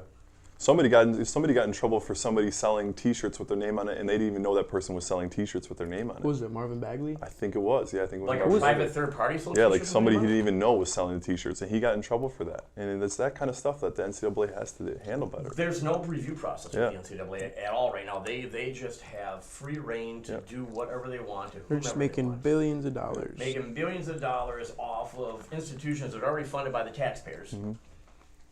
Yeah, Mostly. who's there to fight for that? You know, that Parkside men's basketball team or women's basketball team when they're trying to go to the tournament and they're getting suspended for something that they didn't do. You know, who's there to hear their voice? You know, that's just everybody should have a say. You know, right or wrong, you should be able to speak your piece. And you know, I it's think like, between unionization and class action lawsuits, there should really be a backlash against them. There really needs to be an awareness campaign, and then there needs to be some sort of consequences. And I would love to see like the Big Ten just give the big middle finger to the NCAA, say we're going to go NAIA. Screw you, we're done. just too much money. Could you imagine? Too much money. Yeah. They're going to make money because they're the Big Ten regardless. Yep. Right? It's who's making who the money. Right. It's kind of like the remember the movie A Bug's Life? Mm-hmm. The grasshoppers and the ants. That's the OG movie. For real. That is the OG movie. Drop a clip. We Bugs will. Life. We'll have to Drop a definitely- clip right now. Yeah. It makes me sick. Yeah. It truly makes me sick. I mean, even the Olympics has come around, Right. where they're not doing that sort of thing anymore. There you go. Yeah. Try for the Olympic team. That'd be fun as hell. Yeah. Might actually the it's called, what is it? FIBA. Yeah. FIBA 3v3. Is that the Olympics or no? I think they're talking about putting the 3v3 in the Olympics, which they really should. I think They they really recently should. As long as they don't kick wrestling out to do it, because Well, that was a big is wrestling out? I No, thought it's they back in. were. Okay, so they, No, it they was, took it out. why The would beginning. they- It's the why would original they even- sport. You know, why would they take it out. take it out though? Original. Yeah, it's like one of the first. They said that it was just not getting enough viewers and it wasn't being promoted. Well, then the next Olympics after, it was one of the most watched Yeah. sports because they took it out. And then they put it in as a temporary sport for that next season because they fought so hard until they got it permanently back in. And there was a big movement of the... And here's what people don't understand about the sport of wrestling. The poorest countries are the ones that were affected the most because you know what? If you have shoes, you can wrestle. And so... And they, countries like Iran Yep. and Cuba Yep. have these amazing teams because you don't need a whole team. Two guys can go and win. It's an individual sport, and if you fatten out a team, great. And they tend to dominate at these sports. and they tend to not be playing for the dollar. They're playing for the pride. You know, I think they talked about that on the Joe Rogan podcast about how the first generation immigrants were the best fighters, Rocky Marciano and a couple others, because you know they come over with nothing and they have nothing to lose, and they're not playing for that money. They're playing for the pride and the love of the sport, and that's what we got to get back to on all levels, whether it's pro or amateur. The love of the sport, baby. It's got to be the love of the sport. If You you know, don't why are we sport, doing it? if you're Why are not we doing playing for 5-on-5? the love- Yeah, isn't that a movie for the love of the game? Yeah. I think it is. Yeah. If you don't love it, you're not gonna be doing it. Yeah, you're going to be doing things for the wrong reason. You're going to sell yourself for things that you shouldn't do, and that's what we've become a product of. But that's what we're going to do with this 5-on-5. You know, we're going to show people that you can have fun. It's not all about rankings. You know, it's not all about clout. You know, stuff like that. Tristan's got the clout, and you know, we're going to show people that it's not about just being the best. It's about having fun and making a difference in the community. We started our 5v5 here in Pleasant Prairie, Kenosha, and we're going to build out from there. That's Yeah. They're gonna be fun. Oh yeah, it was. I mean, we had a blast last night. I mean, there was times where I was giggling like a little schoolboy. Where'd you play? Recplex. Replex. Yeah. Awesome. You plan on staying in Kenosha permanently? Is this going to stay your home? I think so. Yeah. I know I just got a little condo, a little apartment. Yeah. Did a year lease, so I think when the year lease is up, I'll probably put a down payment on a crib somewhere in Kenosha. Yeah, I already got a noise complaint because we were dribbling the basketball. So Oh, that's fun. yeah, I got like a mini basketball hoop in the little thing. So I saw the video. I was like, oh, Tristan, you need to come help you decorate that. Yeah. Bring some women in there, help you decorate. yeah, where the women at?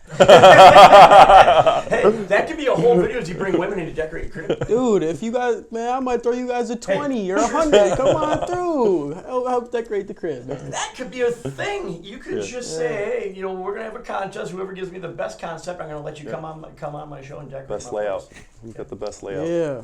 Got some space. And it don't matter the age. I like women of all ages. You know what I'm saying? We don't discriminate. Yeah.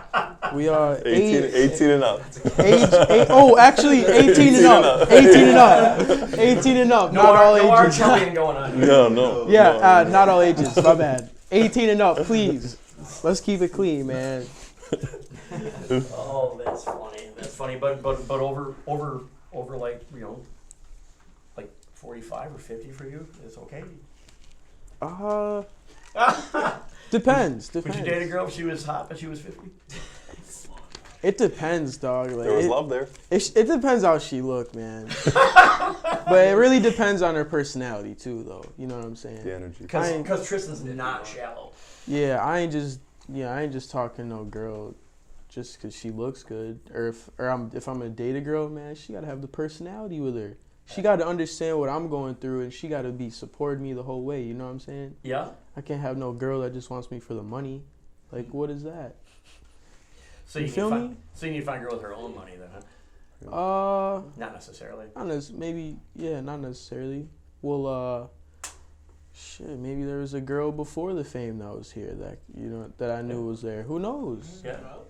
Are you out there? Are you out there? Are you out there? Where you at? Hit my DM. No, I'm Yeah. playing. Hey, Here's the deal, man.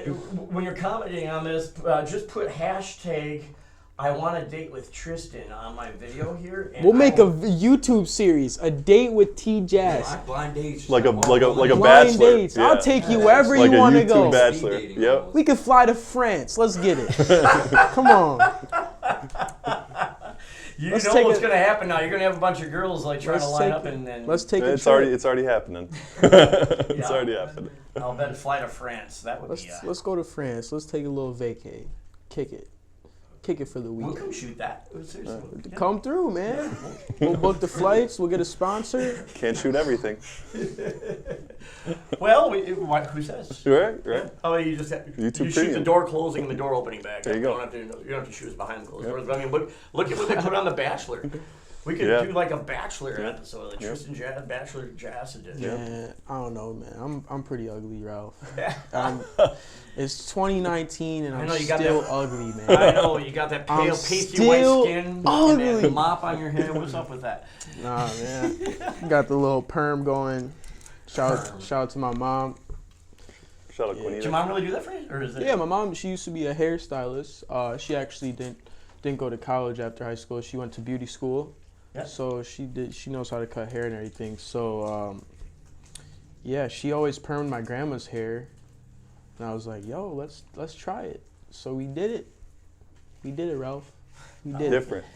Different. That's good Yeah, it's stuff. actually crazy. I got a lot of kids actually ask me, like, yo, I'm going to my barber today. What do I tell them? That, like, what do you tell your barber what to give you for your haircut? Because I want to do the same thing as you. Like, kids will actually hit me up and because say you that. kind of created a signature cut there. Yeah, a little wave.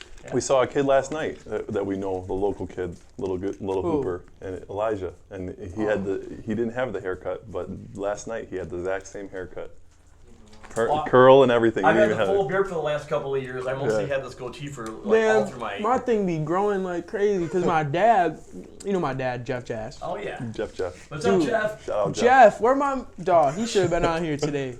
We got a video coming up when I come back for my little trip.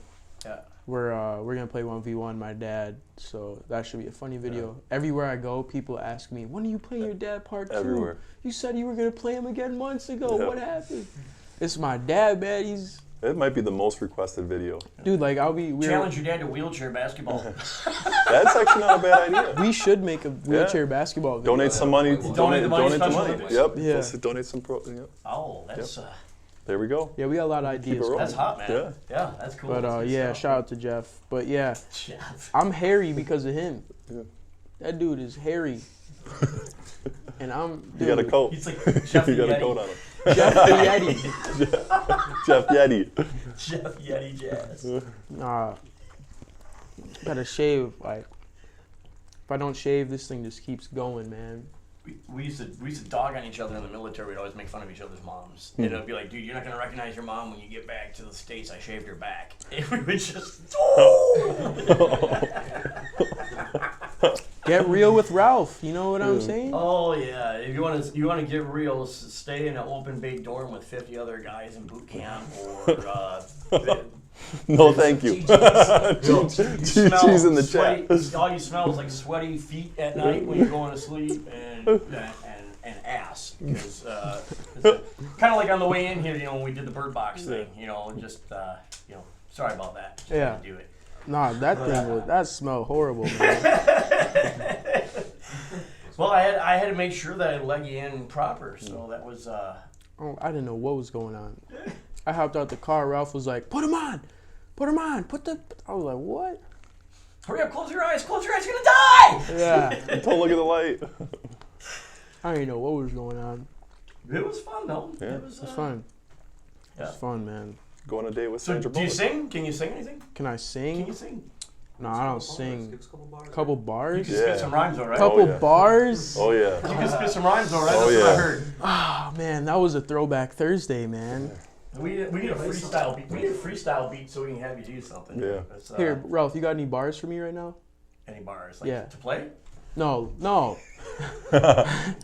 You got any rhymes for me? Let me hear some Yes, rhymes. that's slang. Me? for Start it rhymes. off and then it'll Yeah. finish. Yeah. Oh. Ray! Ray! If I start spitting rhymes, no, I do old school with shit like Creed's like- Clearwater Revival. There you go. Ralph's got the old school beats going. Chico Bean. Yeah. I had a couple of rhymes that I threw out there, but they're not family appropriate, and I don't even want my wife to hear that stuff. Not ever. Not to mention, my boy Ray here heard me try to do Run DMC Christmas and Hollis on a Rolling with Ralphie episode. We had to cut the whole thing out because it was. In fact, you know Marco, if you've seen him? Yeah. I was in the car with his mom because we did a Rolling with Ralphie series, and we're riding along, and I played.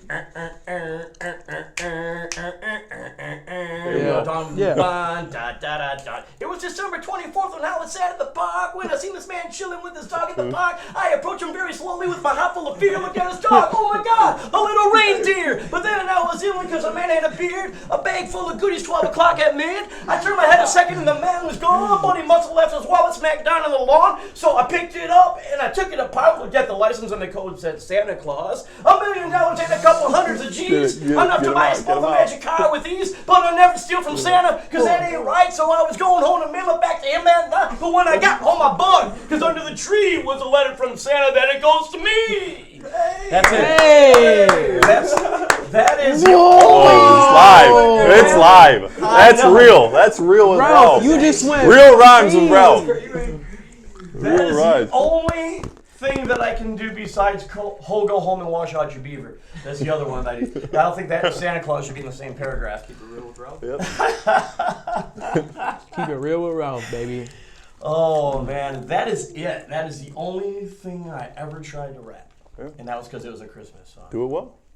Do it well. Tour coming next Christmas. Yeah, but there was one guy that used to do Christmas the caroling with Ralph. whole, Next oh Christmas. yeah, Boom. absolutely. Next series. Boom. Next year, well, yeah, it's not Christmas time. Now we'll have to do Got something. time to start. Build it up. But yeah, I've done Ray came with me, went to a recording studio, and I laid down some tracks. And Really? we did 5 of them, and 4 of them sucked, but one turned out pretty good. Hey, I did learn from your failures. I did Won't Back Down, Tom Yep. Petty. And then I did a CCR song that looked pretty good. And actually, there's a company that I can upload it through to my site so I can still monetize, and they take 60% and they pay off the publisher with it. Really? So you can monetize a cover. Oh. Which is pretty cool. That And in is fact, I'm planning on hosting a cover contest on my channel in the spring here because I want to try and discover some young talented singers. That's one of the things I have a passion for. Check out my boy Young Trench. I have been watching Trent him. Young and Trench. We're actually building a studio in our basement. I'll show it to you when we're done shooting. And Of here? right here, we're building a recording studio, video No way. studio. Yeah. We're gonna bring Trent on. We're gonna bring him on the And I podcast. would love. We're gonna bring him Ray's a on the sound podcast. engineer. That's what he is by Really? trade. Yep. Yep. And Really? so we're gonna start recording people. That's dope. So What do you use to mix and shit? Pro Tools. Pro Tools. Wow, he's official then. Yeah. Shit, that's official. Yeah. That's official. That's Yeah. what. Yeah. So we're gonna do.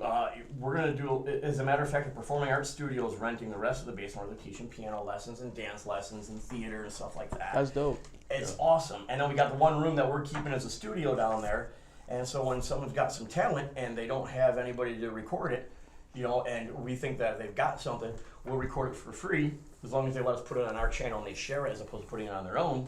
Yeah. And Smart. then, if they break out and they go nuts, we help them get there. So, I keep thinking I would love to be one of the first YouTube labels. Like, just go and find talent and discover it. Talent And everywhere. Talent There's is talent everywhere, and they don't know how to leverage it. Yeah. And that's what you talked about, having some faith in yourself. They need to be coached up a little bit. They need a little bit of confidence, and they need some technical advice. Yeah.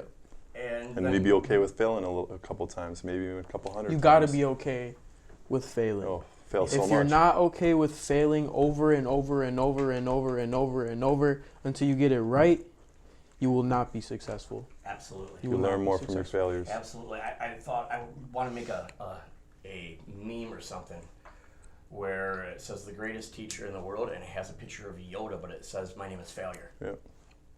Because I think that is such an important piece that people don't get. Is nobody who ever made it without failing along the way. Nobody. Dude, Michael Jordan got Right. cut from his freshman team. Absolutely. cut from the freshman team, probably still to today, the most recognizable athlete in the world. Yep. I would say without a Yep. doubt. He's definitely He has his own brand. most financially successful. Yep. I mean, you don't have too many other athletes that have been retired for 20 plus years and their name is still on shoes. Right. Making over a couple $100 million a year still. Yeah. Very, very smart businessman too. Yeah. Very smart. Aggressive. Who knows? Competitive. Who knows? We might buy his house down in Lake Forest, Lake Forest. let me know I'm your guy. I'll take you down and show it to you. Let's do it. Yeah, that's one of the cool things about what I'm doing now is I got a team. I'm with a company where we're licensed in all 50 states, Really? and so what I want to do is start selling homes all over the country to influencers and famous people. Yeah. And what we'll do is we'll put it on our show, and then we'll monetize it, and we'll figure out what we're doing with the monetization afterwards. You know, what I mean, do like some joint venture agreements. Man, I'm looking for a house in the next year, Ralph. So I know. we'll work on something. We'll figure something We'll out. work on something. We can take that and roll that forward. And what I want to do is give like a certain percentage of charity every time. Yeah. And then we'll split the rest of it between myself and the person who we're doing it with, and kind of document the whole process. Well, how about you? You hook me up with a house. You take 100% of the revenue. I don't need it. Well, then we'll give it to your charity choice. Well, yeah, we'll do Yeah. the charity, but Yeah. then whatever we were gonna split, Yeah. you can take mine, man. It's all you. Ah. If you hook it up, it's a business for business. It's all you, my man. Yeah, well, I want to grow that thing, and Yeah. I want to bring more people in, and I think that there's so many different. We talk about content, and I love creating content, and I keep thinking, how can I create content at this stage of my life? Because the content that I'm going to create is different than the content that you'd be creating. My audience is definitely different, and then how do we crisscross? Like today, you're here, and my audience is really small. Don't get me wrong, but the people that are going to be watching, and I have more on Facebook than I do on YouTube right now. But the people that are going to see it are going to be a completely different generation than who is watching it now. And these people are going to go, oh, this, they're going to call you a kid, but oh, this kid's pretty smart and he's pretty cool. Now I want to see what his videos are all about, and they're going to go and watch him. And so you're going to start reaching. And as you do more of this with more people, you'll reach different audiences. 100%. Because right now do you know the age of the biggest part of your audience is about like 10, 11, 12 year olds? 10, 11, 12 to like, I think 24. Wow. So yeah. I know my son goes to school a block away, and all of his friends know who you are.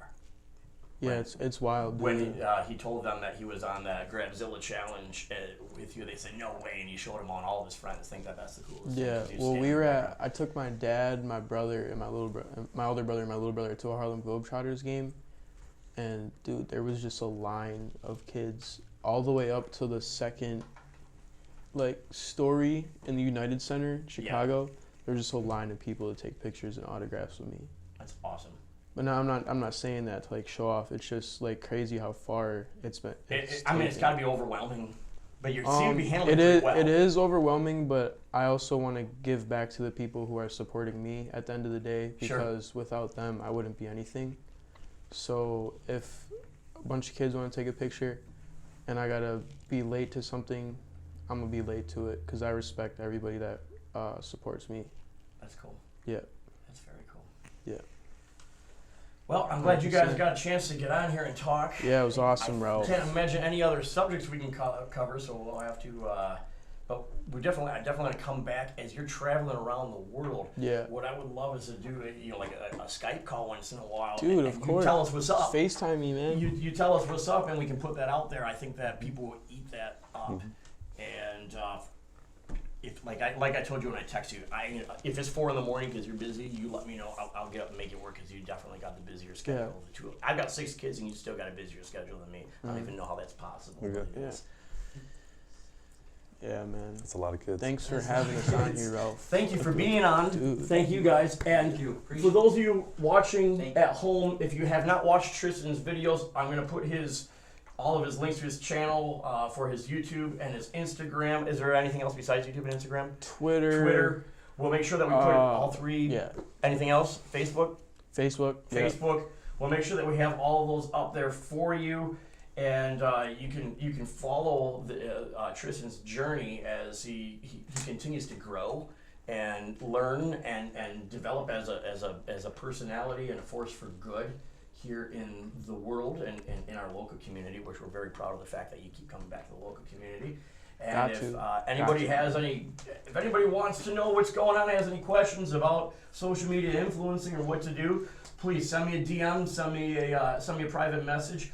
I'm a student of the game, and I've got to about 4th grade, so if you're a preschooler in social media influencing, you want to learn from me, I can teach you all the way up to 4th grade, and by the time you get to 4th grade, hopefully I'll be in high school by then, because that's where Tristan's already in grad school when it comes to that. But hopefully we can He's help other the people professor. take your passion and follow it, and be you. Be the best you that you can be. Yeah. That's the most important thing. Yeah, that, don't be afraid to chase your dreams. Whatever you put your mind to, you can do. The mind is very powerful. Set a couple goals and go chase that shit. Don't let anybody tell you you cannot chase your dreams, because that's what people were telling me before any of this, and now look at what happened. Whatever you can do, whatever you can put your mind to, you can do. I've witnessed it firsthand. Don't let haters around you put you down. Keep working. Don't let other people's opinions cause you to stop chasing your dreams. Keep going. Spread positivity. Also, I got another thing to talk about. Have you noticed the haters and the people that are spreading negativity, they're really not doing anything in their life? lives are shit. If they got time to come and put negative stuff on your Yeah. it's because they're doing nothing with it. So my point is, if you spread positivity is going to come back to you. And I've witnessed that firsthand. Good things will happen to you if you put good energy out. I promise you. So for everyone watching, if you're 40 years old and you're still chasing a dream, however old you are, you're 12 and you're trying to chase a dream, keep going. 40 is pretty old. I mean, but it's still, you still Young in some ways. You can still do whatever you want. Doesn't matter how old you are. Because I know you have an older audience. Yeah. Keep chasing the dream. Absolutely. Thanks for having me, Ralph. Appreciate it. Thank you for being on. Get Yeah. Real with Ralph, and tune in next week and see what surprise we have in store for you. Thanks.